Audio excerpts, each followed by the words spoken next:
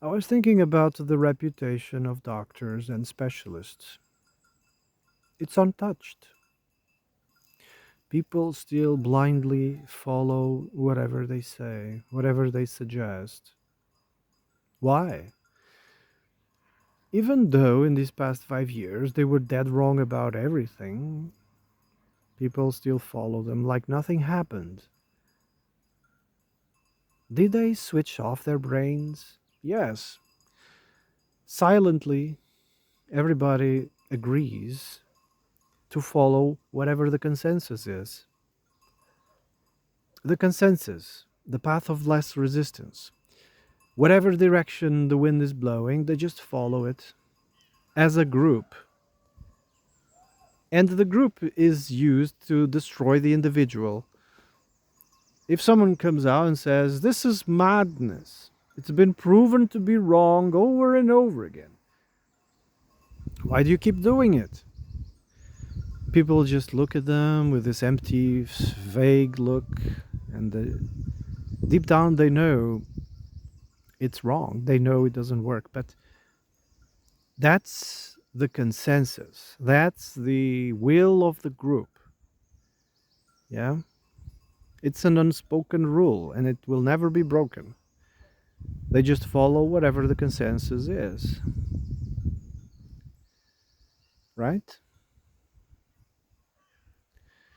This way they can switch off their brains, entrust their lives, entrust their future and the future of their next generations in the hands of these people, and that's it.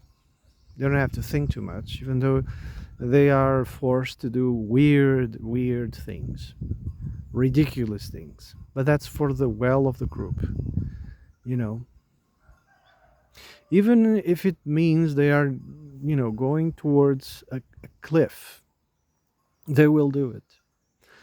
They don't care. That's group mentality. They sacrifice the individual in favor of the group.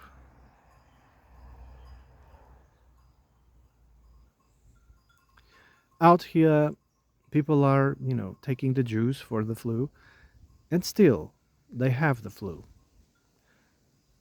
You never stopped and thought, maybe it doesn't work. How many times do you have to take it? It is supposed to get you better, but still you get sick. They don't think too much. They don't want to think. Even if it's counterintuitive, they'll do it because the group says jump, and they will say how high. If there's an individual that says no, I won't jump, then they will use the group to pressure, to put him down, to punch him down. Oh, you're just a conspiracy theorist. You know, you're this, you're that. Labeling them, all sorts of, derogative terms.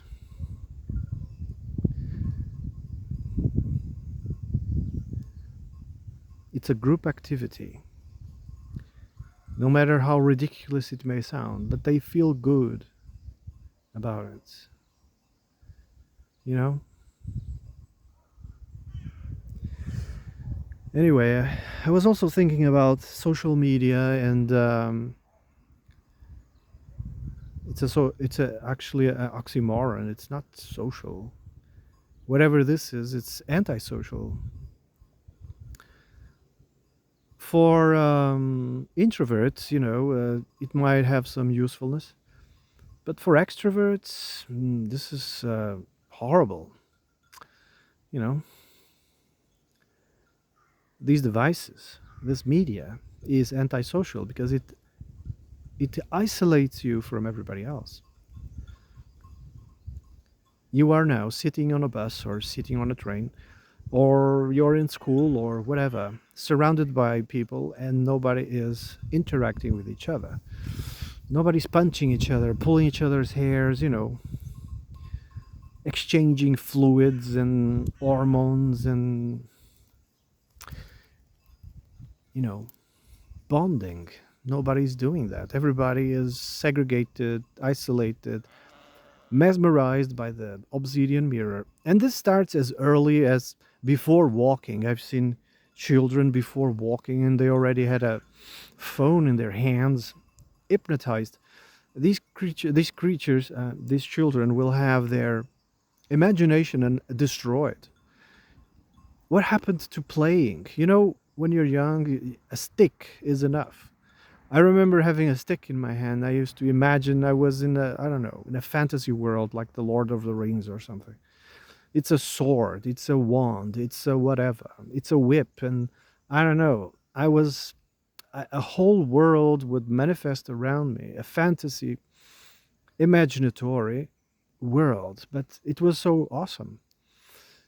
You know, well, now they destroy people's imagination with these devices. Everybody's put in an echo chamber. Everybody has proposed something, and it eliminates imagination. It eliminates intuition, eliminates creativity.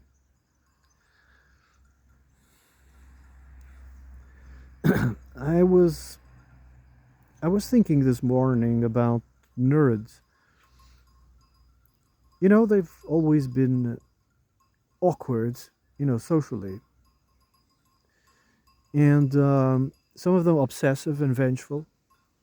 Uh, why do they, got picked by the jocks? Why sometimes, everybody picked on them?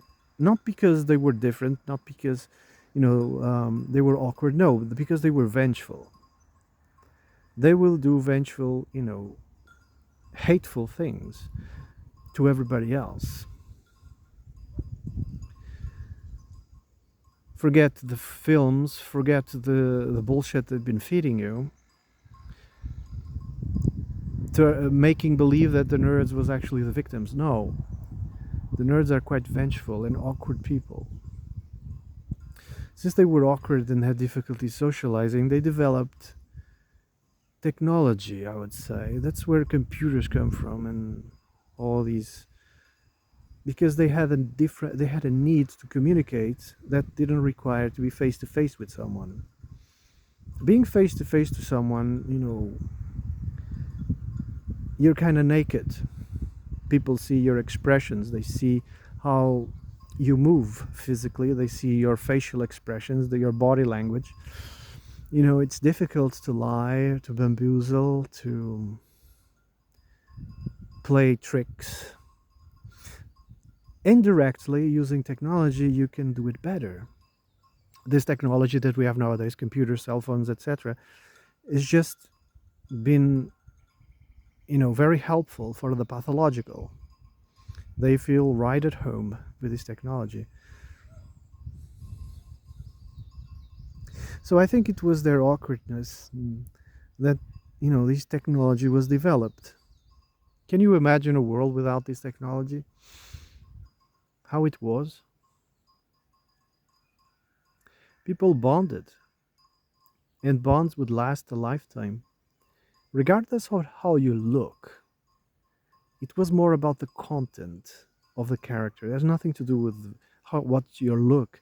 With these technologies, people started getting more focused on the physical, on photograph, you know, on the looks.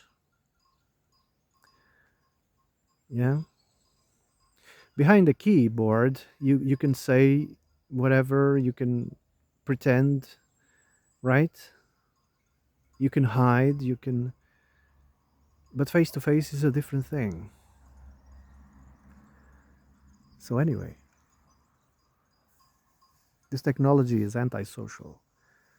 People are more lonely than ever because of this technology.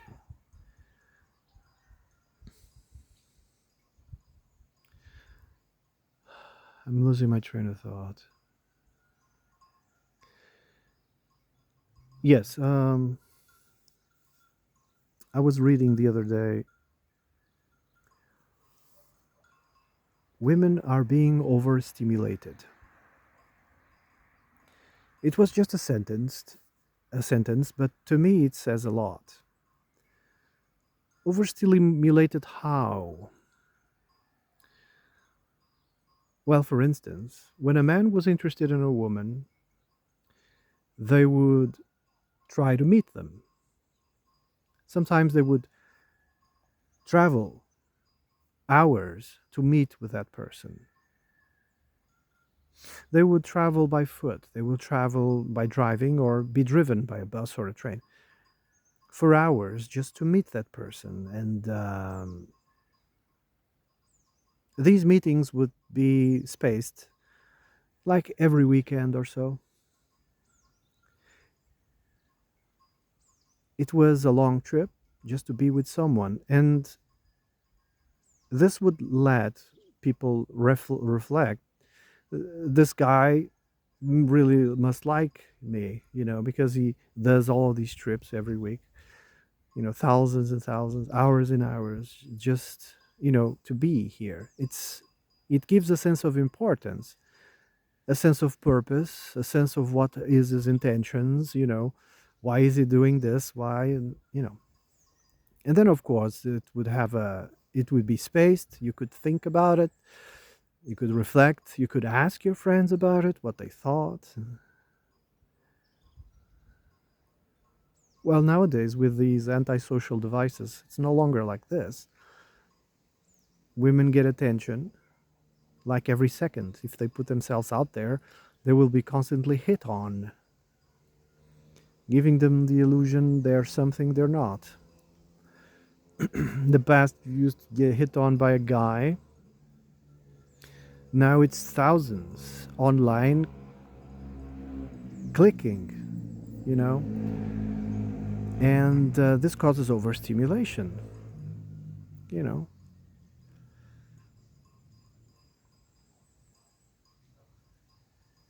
The looks wasn't that important. What was important was the intentions.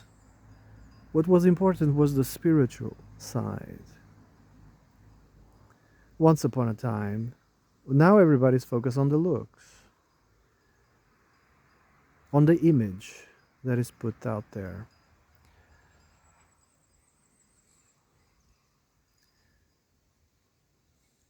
It's quite superficial and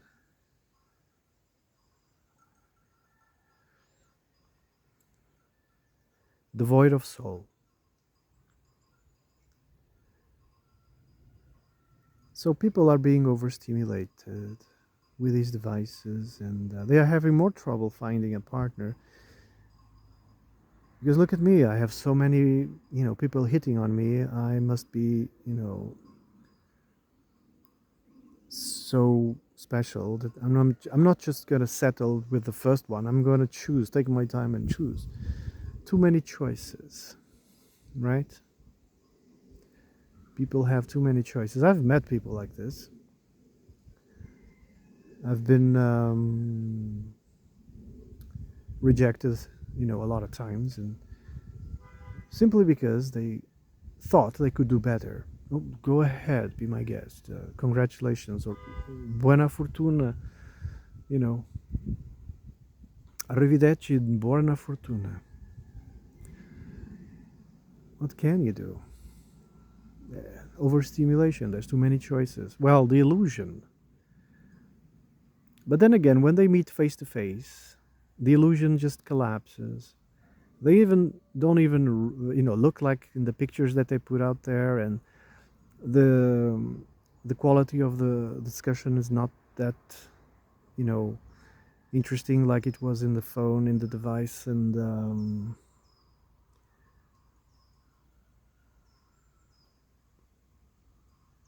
I don't know.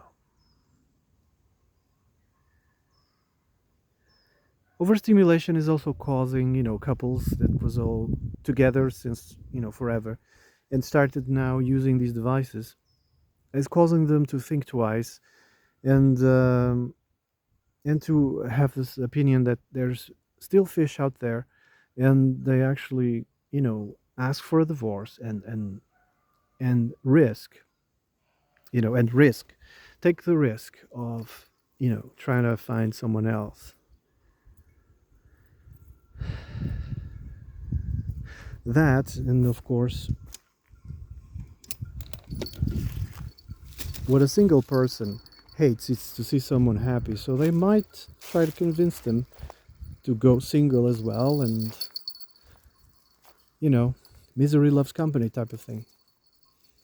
That's why when you're married, all your friends should be married too. If you're single, all your friends should be single. You shouldn't mix. Shouldn't mix. I mean, I have friends, they are all single. I'm not, I try to distance myself from married people because honestly, we are too different. It's too different. And we might indirectly, indirectly mess up with their lives. So, anyway, I think I'm gonna shut up now. I'm losing my train of thought. Ooh, I'm going home. It's starting to rain as well. Tell me what you guys think. Have a nice day.